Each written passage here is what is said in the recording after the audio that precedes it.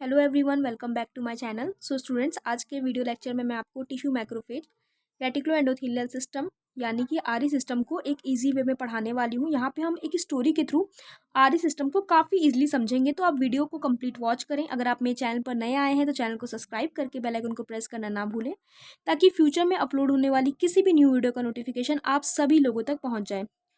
तो चलिए students, video को स्टार्ट करते हैं विदाउट एनी फर्दर डिले।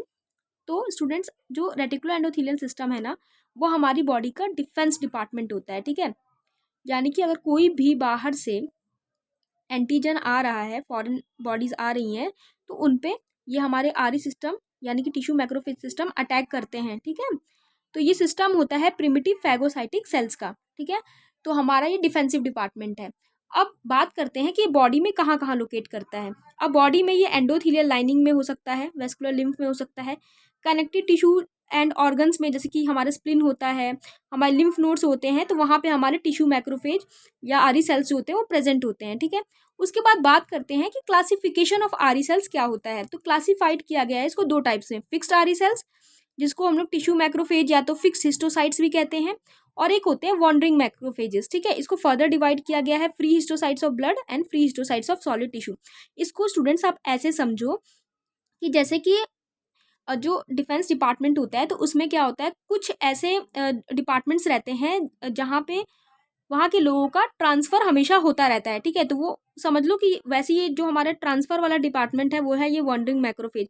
इसका कभी ये आज यहाँ पे है तो कहीं और इसकी पोस्टिंग हो जाएगी, ऐसे समझो। ठीक है, तो ये हमारे वॉन्डरिंग मैक्रोफेज हो जाएंगे। ये हमेशा यहाँ से वहाँ ट्रांसफॉर्म होते रहते हैं। ठीक है, घूमते फिरते रहते हैं। सेकेंड है हमारा फिक्स्ड आरी सेल्स। अब ये जो डिपार्टमेंट है, जैसे कि कुछ ऐसे भी डिपार्टमेंट्स होते हैं जिनका जो पोस्टिंग होता है वो एक ही जगह पे फिक्स रहता है, मतलब वो कई सालों तक एक ही जगह पे रहते हैं, उनका बार बार जो है बदली नहीं होता।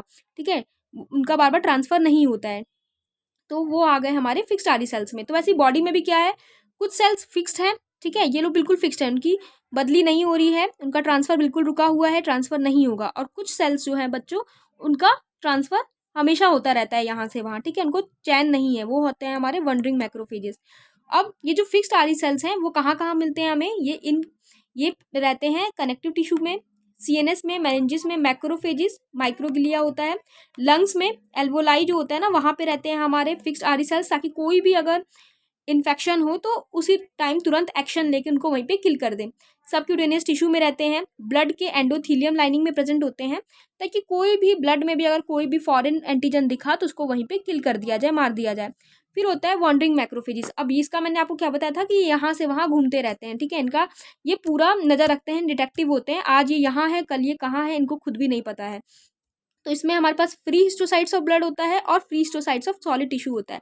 फ्री हिस्टोसाइट्स ऑफ ब्लड में बात करें तो हमारे न्यूट्रोफिल्स हो गए, मोनोसाइट्स हो गए। ठीक है, और free histiocytes of solid tissue में अब क्या होता है, इमरजेंसी के टाइम जो ये फिक्स हिस्टोसाइट्स है ना, इमरजेंसी के टाइम ये भी वॉन्डर करने लगते हैं और कन्वर्ट हो जाते हैं एंड इंटर कर लेते हैं सर्कुलेशन में। ठीक है, अब देखो क्या होता है ना कि भले इनकी बदली नहीं है, इनका ट्रांसफ़र नहीं हो रहा बार बार, लेकिन क्या होता है जब कभी बहुत इमरजेंसी आ गई, ठीक है, और ये जो बार बार जिनका ट्रांसफ़र हो रहा है यानी कि वंडरिंग मैक्रोफेजेस जो घूम रहे हैं बार बार, उनको ज़रूरत पड़ी इमरजेंसी के टाइम कि उनको और भी जो है वो आरी सेल्स की ज़रूरत है, तो ये फ्री वाले जो हैं, जो फिक्स्ड वाले हैं, सॉरी, ये जो फिक्स्ड वाले हैं जो एक ही जगह पे रहते हैं, वो अपने आप को कन्वर्ट कर लेंगे किस में, फ्री हिस्टोसाइट्स में कन्वर्ट कर लेंगे, यानी कि वो अपना ट्रांसफ़र करके यहाँ जहाँ पे इमरजेंसी है ड्यूटी में वहाँ पे आ जाएंगे और सर्कुलेशन में हमारे आ जाएंगे और हेल्प करेंगे। ठीक है, तो यहाँ पे हमने क्या समझा, एक काफ़ी ईजी वे में हमने समझ लिया कि क्लासिफिकेशन ऑफ आरी सेल्स हमारा होता है फिक्स्ड आरी में एंड वॉन्डरिंग मैक्रोफेज में।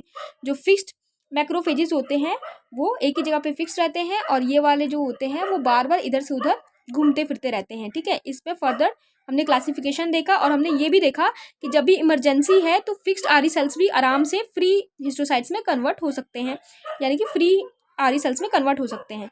अब बात करते हैं कि इनका फंक्शन क्या होता है। अब हमने इतनी आरी सेल्स की बात की, मैंने आपको बताया कि डिफेंसिव डिपार्टमेंट है, तो बट ऑब्वियस है कि ये काम कैसा करेगा, डिफेंस वाला काम करेगा। तो ये फैगोसाइटिक होते हैं नेचर में। ठीक है, सीधे ये क्या करेंगे, सीधे डायरेक्ट अटैक करेंगे, जो भी फॉरेन मटेरियल आएगा बॉडी में उसको डायरेक्ट ये ईट कर लेंगे, खा लेंगे। ठीक है, फैगोसाइटिक एक्शन करेंगे। फिर कुछ जो ऐसे रहेंगे जो बैक्टीरिसाइडल एजेंट को रिलीज करेंगे, यानी कि ऐसा जो इनमें से एजेंट रिलीज होगा जो बैक्टीरिया या जो भी फॉरेन मटेरियल है उसको किल करेंगे।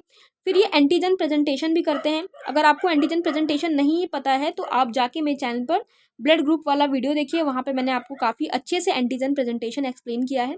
डिस्ट्रक्शन ऑफ आरबीसी, अब जैसे कि जो स्प्लिन है वहाँ पे मैंने आपको क्या बताया कि टिश्यू मैक्रोफेज, जिसको हम लोग आरी सेल्स भी बोलते हैं, रेटिकुलो एंडोथेलियल भी बोलते हैं, वो प्रेजेंट रहता है और यहाँ पे इसको आरबीसी का ग्रेव यार्ड भी कहा जाता है। ठीक है, तो ये क्या करेंगे, आरबीसी को मार भी देंगे और साथ ही सिक्रीशन करते हैं ट्यूमर नेक्रोसिस फैक्टर का भी। ठीक है, अब जो मैक्रोफेज होता है ना, हम इतना मैक्रोफेज मैक्रोफेज बोल रहे हैं बच्चों, अब ये मैक्रोफेज क्या होता है, तो ये एक लार्ज फैगोसाइटिक सेल होता है। ठीक है, बहुत काफ़ी बड़ा फैगोसाइटिक सेल होता है और ये मोनोसाइट से ही डिराइव होता है, यानी कि मोनोसाइट से ही बनता है।